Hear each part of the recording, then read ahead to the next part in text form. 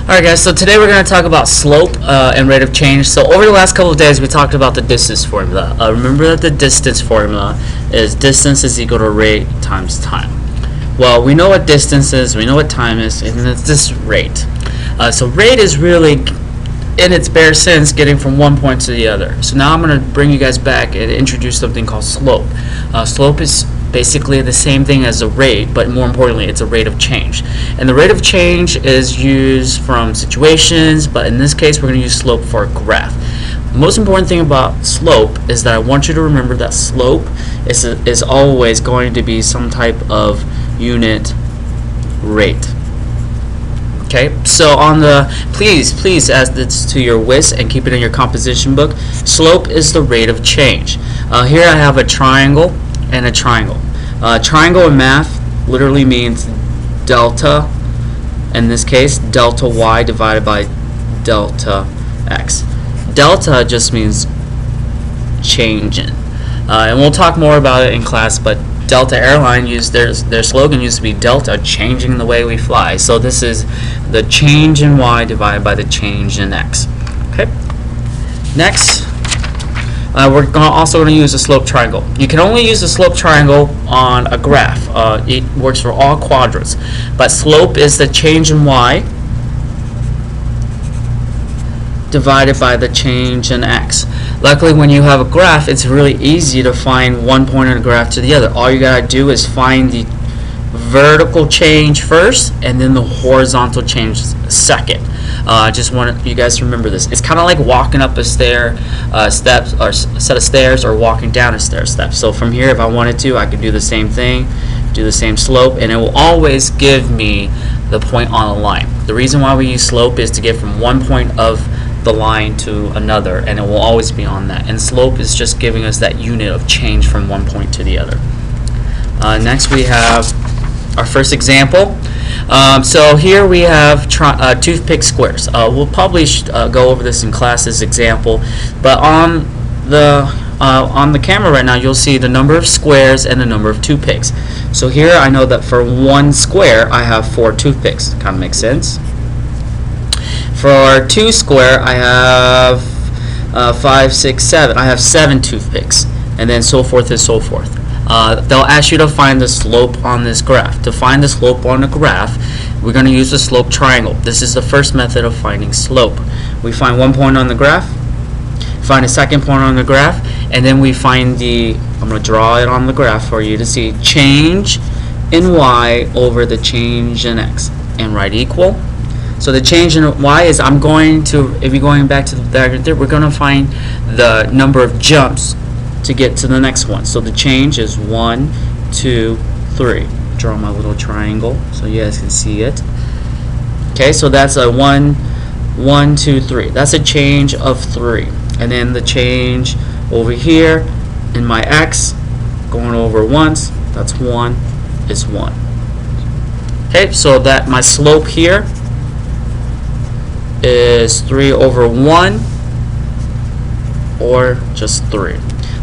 To double check to make sure that I have the right slope, I'm going to use 3 over 1, and I should hit every point on that graph. So 1, 2, 3 over 1, yes.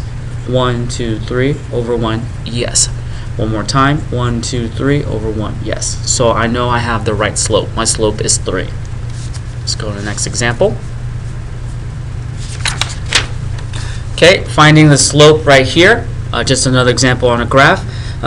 It really works on any point on your line that's on a graph. I recommend that you always use a point on the graph that you know for sure. So for example, I know this point for sure.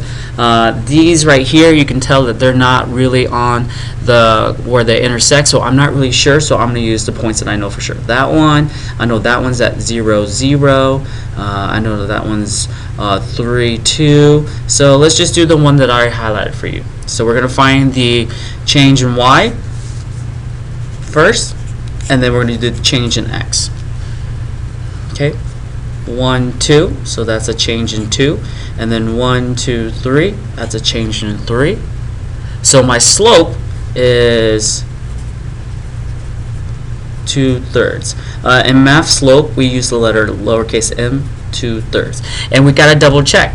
if I go 1, 2 over 1, 2, 3, my point is right there, and if I were to continue my arrow, it would hit that slope.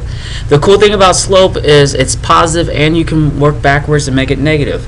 I can fall down 2, so falling down 2. So if I were to change in y over change in x, if I go down 2, that's negative 2. 1, 2, and if I go down over to the left 3, that's getting smaller. 1, 2, 3. That's a negative 3, and that's a negative 2. Well, what's negative 2 divided by negative 3? Let me do it in red. So watch here. From this here, 1, 2, that's a minus 2. And then going to the left is negative 1, 2, 3. That's a negative 3. Because we're going on the, remember that the x and the y-axis are just actually two number lines that intersect. So we have a negative 2 over negative 3, and you know a negative divided by negative, negative 2 over negative 3 is still 2/3. So my slope here is 2/3. Okay. I'll let you go ahead and do this one. If you want to pause the video and then check your answer with mine, that would be great. I'll pause here for a little bit. Okay, so let's find the slope on this one. I know this point for sure, this point for sure. I don't really know about the other one, so I'm going to go here. I'm going down. You can go up, but really you can't go up because it can't go anywhere. So I'm going to go down 1, 2, 3. So change in y over the change in x is negative 3. And I'm going to the right, so that's a positive. 1, 2, 3, 4, 5. So that's positive 5, negative 3. So my slope is negative 3/5. Okay. If you want to do it the other way, it should work as well. 1, 2, 3. So that's plus 3. So do the different example over here for you. You see how if I went up, that's positive 3. But then I got to go to the left, so that's negative 1, 2, 3, 4, 5. Negative. So here, 3 over negative 5 is still negative 3/5. Remember that as long as you have one negative in your numerator and denominator, the whole fraction, the whole ratio is negative. Okay. Another way, some teachers have said this, and I will continue to say as well, slope is defined as the rise over the run, but we know specifically is the same thing as saying delta y over delta x. So now let's take it away from a graph. So obviously you guys can always graph the 2 points and then find the rate of change or the slope on the graph. But if you don't want to graph 126 and 72 because that's such a big difference from each other, we are going to also make a t-chart. And I'm going to go ahead and write change in y over change in x, and it's got to be y over x. And we'll talk more about that in class. I'm going to write my first point. It doesn't matter which one. 7, 2. 7, 2. I know 7 is x, 2 is y, 1 is x. It's y right there. I'm going to write the second one. And then what I'm going to do is I'm going to do a little bracket. So how do I get from 7 to 1 on a x number line? That's minus 6. How do I get from 2 to 26 on the number line? That's plus 24. I'm actually just counting how many times I jump on the number line. And I know that it's change in y over change in x. So the change in y is positive 24. And the change in x is negative 6. And you always simplify it. So 24 over negative 6, my slope is negative 4 over 1. Okay, look what I just did. Made brackets, find the change from my y1 to y2, then find the change in y1, x1 to x2, and then just put it. Common mistake here, a lot of students end up putting negative 6 over 24. Remember, that is not correct because that would be x over y, and that's not correct. Okay, got one more example for you, I believe. For each coordinate, find the rate of change slash slope. So I'm not wanting to graph this, make a t-chart.